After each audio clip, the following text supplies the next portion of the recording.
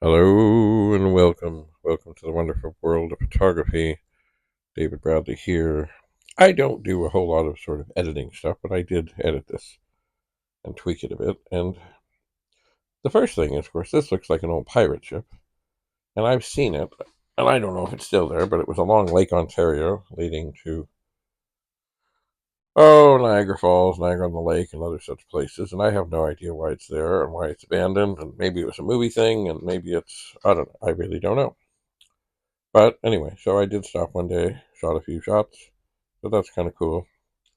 But when I came home, I did tweak it, made it into a sepia thing, and also made the trees and things not so in focus.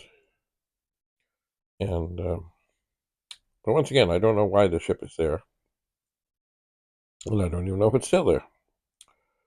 Um, my gut tells me it was probably some movie thing. I mean, look at the crow's nest things up there, but I don't know. But anyway, I did tweak it, and I think I just used a simple editing program to do it with. I think it was made by Google, and I can't remember the name right now. But I saw this ship many, many, many, many, many times. And I thought, oh, that's kind of cool.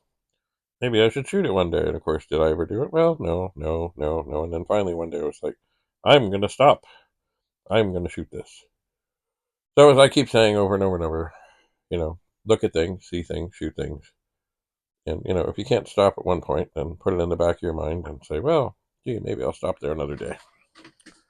Anyway, as I say, Lake Ontario, leading to Niagara Falls, Niagara on the Lake, somewhere along there on the QEW. And no idea why it was there, no idea if it's still there. I just have no clue. Anyway, it caught my eye, so I captured it. Have a lovely day. Bye for now.